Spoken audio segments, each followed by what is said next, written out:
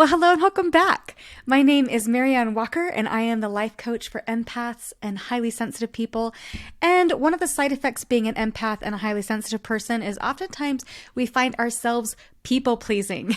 And today we're going to be exploring the idea of loving people versus people pleasing, because honestly, sometimes it can be really hard to tell the difference. They can look the same on the outside, and we like to tell ourselves the story that, well, I'm just being a nice person, or no, this is just what is expected of me. I'm just following expectations.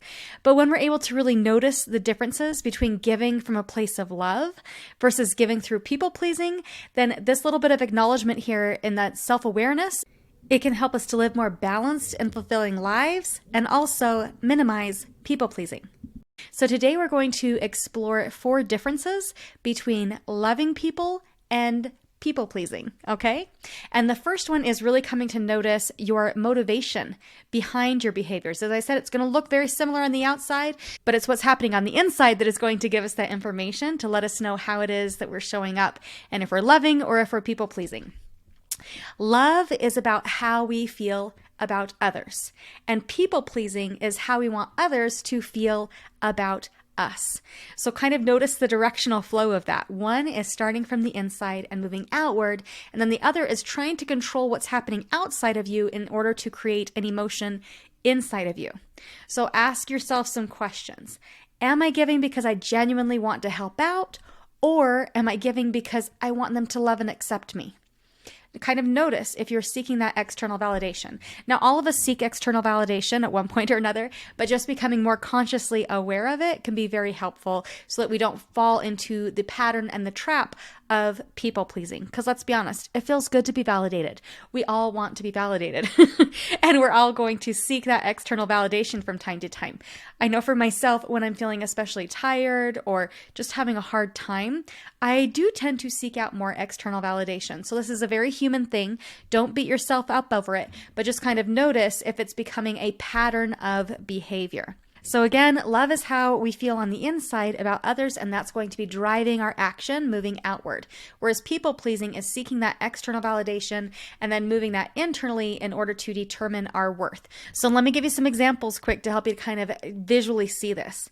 So for people pleasing, then maybe you'd be taking on extra projects at work, even though you're really feeling burned out, so that your coworkers can see what a hard worker you are. Okay, so it's the same job. You're getting the work done, but your motivation is different. Whereas love might instead say, you know what, I really want this job to be done well. And because I have so many projects happening, I wouldn't be able to do the job well. So I'm going to pass on this project. Okay, so love is going to honor current circumstances, and love also seeks what is for the highest good rather than that self-validation. So check in with your emotions and see what's coming up for you. Love feels very warm and very genuine, and people-pleasing, it can sometimes feel like insecurity or fear. We're scared that, well, maybe they won't like us, or maybe they're going to leave us if we don't show up in these very specific ways. So check in with your emotions and see what information those emotions have for you. It will help you to see more clearly if you're expressing love and kindness or if you were people-pleasing. As I said, it can look the same on the outside, but the motives behind it are vastly different. All right, number 2, love respects boundaries and love respects personal autonomy. So let me tell you what I mean by this. When we really love somebody and respect their boundaries, then we allow them to have their own autonomy. We let them decide what it is that they want and how it is that they want to show up. When we love someone, then we respect their wants, wishes, and desires. When we're people-pleasing, on the other hand, then it's often a desperate attempt to kind of almost coerce them into wanting something different. So for example, maybe somebody has communicated that they would just like some time alone. But because we want to be with them, or because we feel personally responsible for making them feel happy, we have all sorts of reasons, but for whatever reason, we think, nope, they don't actually want to be alone. What they actually want is for me to continue to show up and make them feel better, right? We're trying to control something outside of us so that we can feel more secure within ourselves. And it's highly likely that maybe we're even taking their request for alone time as a judgment on us. So we're trying to persuade them to spend time with us so that we will feel better. And when we do this, it can almost come across as being needy or clingy, or maybe they do even eventually acquiesce to our desire to spend time with them. But in order to get to that point, we had to jump through a lot of hoops to persuade them to let us come over. So maybe we're telling ourselves the story that we know what's best for them and they don't even know what they want. But when we tell ourselves this story, we are not respecting their wants and wishes, and we're not respecting their timeline when it comes to them figuring out what it is that they want. So maybe they really don't want to be alone and they would rather have company. But if we're jumping in and we're rushing over before they have come to this conclusion on their own, then we might actually be delaying their self-discovery and inhibiting their personal growth. So when somebody tells you something or when somebody sets a boundary, just trust it and believe them. So to expand on this a little bit more, let's talk about personal boundaries. A common thing with this population is setting a boundary and then moving that boundary in order to accommodate others. For example, maybe we have a personal boundary when it comes to dating or our diet plan or our bedtime or whatever. We know what it is that we need in order to feel comfortable and confident and healthy. But sometimes if somebody has a different idea about what we should be doing, we might actually be changing our boundary, which is going to be compromising our own health and wellness.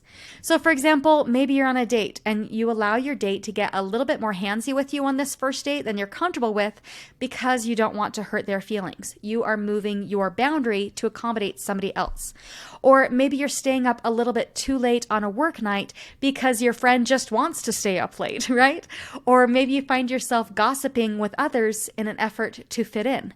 So notice that these things, they're compromising your own values and your own boundaries in an effort to win over other people. And notice that when you do that, you are actually acting out of integrity with yourself. And that means that you're not actually loving yourself or the other person. Love accepts people where they are at. Love recognizes and accepts that each individual is responsible for their own well-being.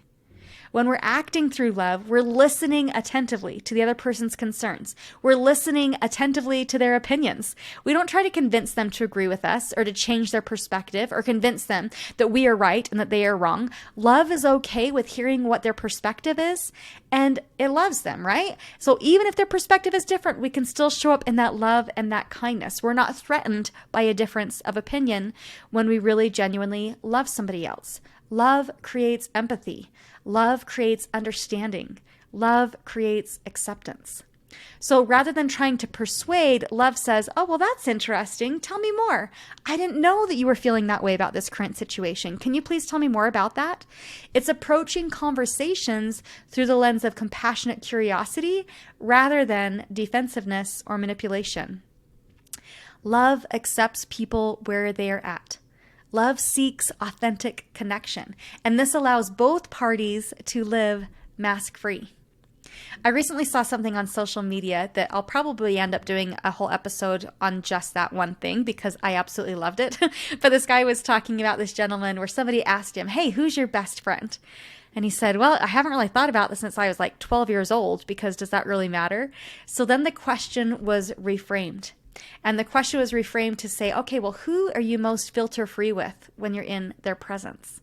And it had me thinking about this authentic love, that being able to sit filter-free with someone in their presence, that is radical acceptance. That is radical love. I just love that.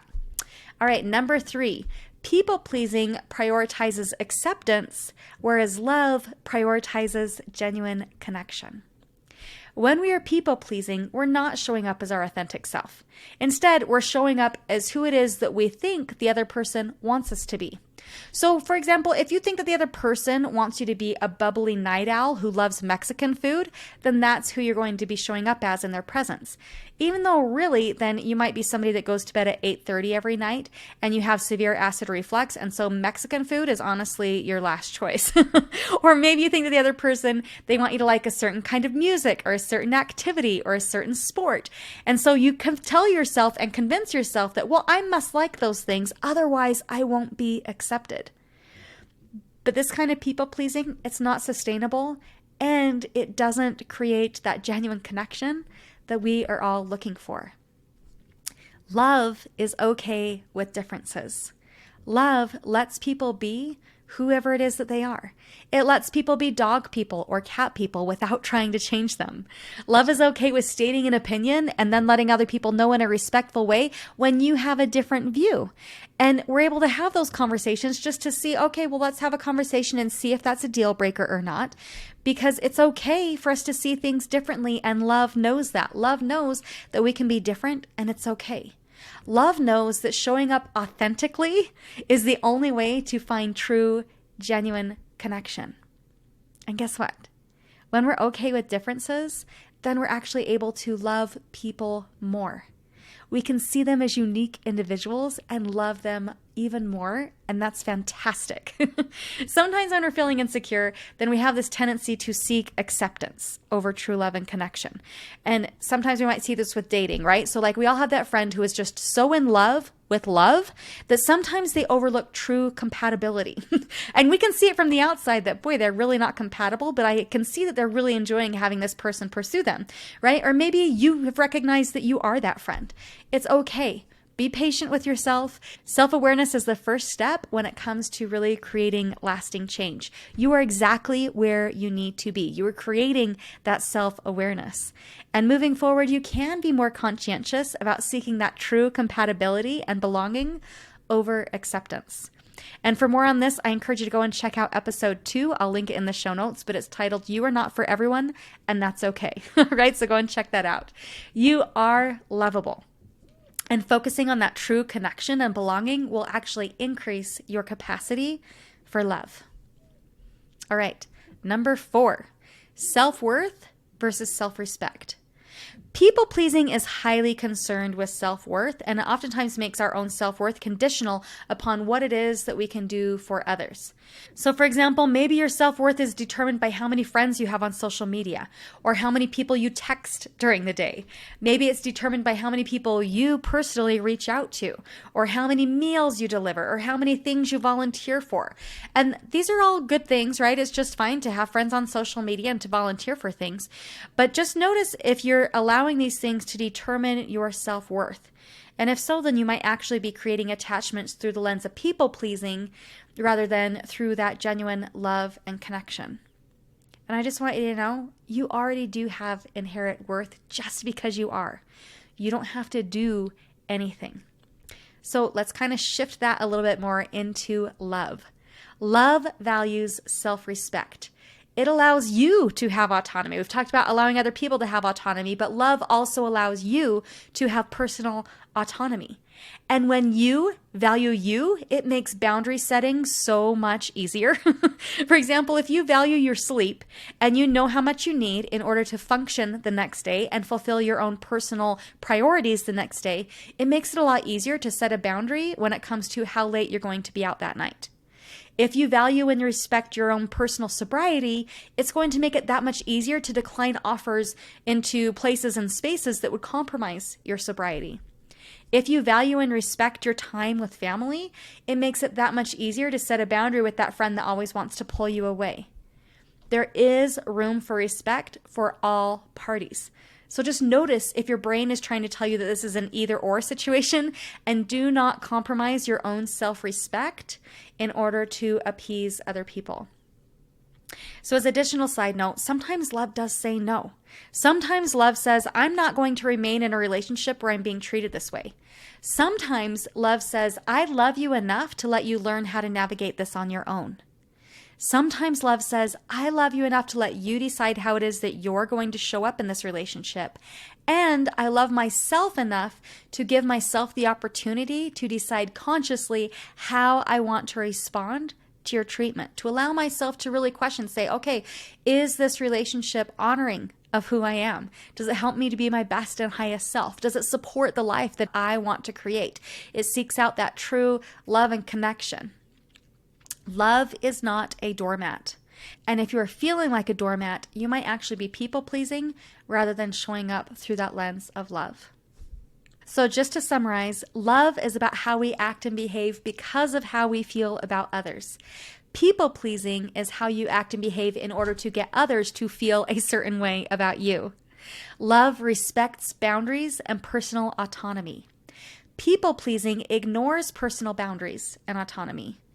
Love prioritizes genuine connection, and people pleasing prioritizes acceptance. Love comes from a place of wholeness and self-respect.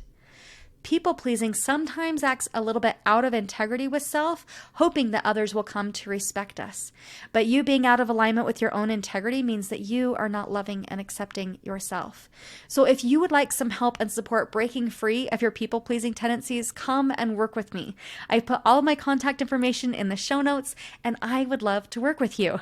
Right now, I'm offering 6-week one-on-one packages, and my clients are always kind of coming and going. So click the link in the show notes, and I will see how quick I can get you in. I would really love to work with you. Well, here's to love and self-respect and having those personal boundaries. I hope you have a great week, and let's talk soon. Bye now.